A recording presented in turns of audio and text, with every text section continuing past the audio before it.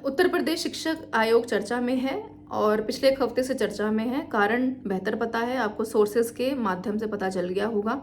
अलग अलग videos, news है ना, न्यूज़पेपर्स में आने वाली कटिंग्स, बाकी चीज़ें। तो अगर मैं बहुत डिटेल में नहीं भी जाऊं तो इन शॉर्ट बता देती हूं। अगर ये वीडियो आप तक पहुंच रही है, अगर आप इसको देख पा रहे हैं, अगर आपको जानकारी नहीं है, जो कि मेरी ड्यूटी बनती है आपको बताना, कि पीजीटी के पेपर को प्रीपोन किया गया, यानी कि जो डेट थी उसको खिसका करके पहले कर दिया गया है। टीजीटी के पेपर को इन्होंने अब जुलाई में पोस्टपोन कर दिया गया है। ठीक है, चर्चा का विषय क्या है वीडियो में? चर्चा का विषय ये है कि आपकी तैयारी कितनी प्रभावित हो रही है और आप कितने तैयार हैं एग्जामिनेशन को क्वालिफाई करने के लिए। केवल यही इस वीडियो का विषय है। मैं इस वीडियो में बिल्कुल ये बात नहीं करूंगी कि एग्जामिनेशन सेंटर खाली है कि नहीं है, पेपर आयोग कब करवाएगा, नहीं करवाएगा, या फिर यहाँ पर मुख्यमंत्री का क्या रोल है, ये सारी अटकलें। क्योंकि इन फिजूल से सवालों का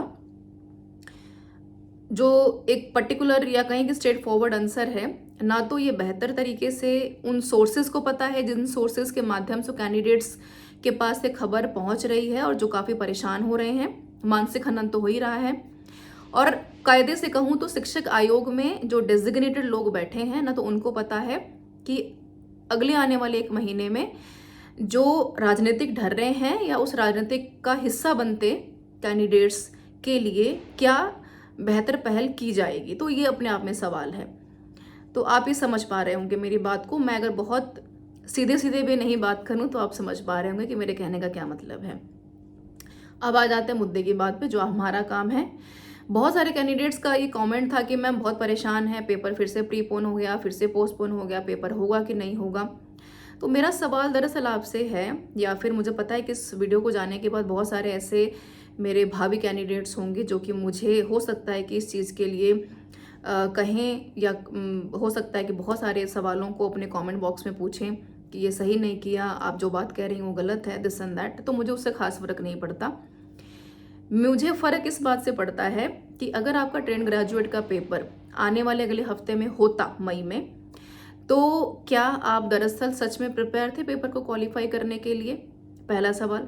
दूसरा सवाल, क्या आपने असिस्टेंट प्रोफेसर का जो एग्जामिनेशन पैटर्न और क्वेश्चन का स्ट्रक्चर चेंज हुआ है, जिसके ऊपर मैं ऑलरेडी बात कर चुकी हूँ, आपने उसको बेहतर तरीके से देखा?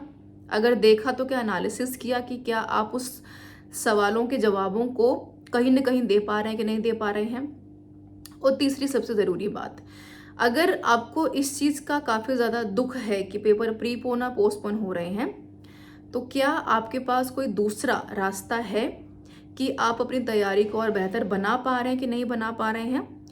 तो कैंडिडेट्स को परेशान होकर के इन सवालों के ऊपर बात करनी सबसे पहले बंद करने की ज़रूरत है और फोकस करना है प्रिपरेशन के ऊपर।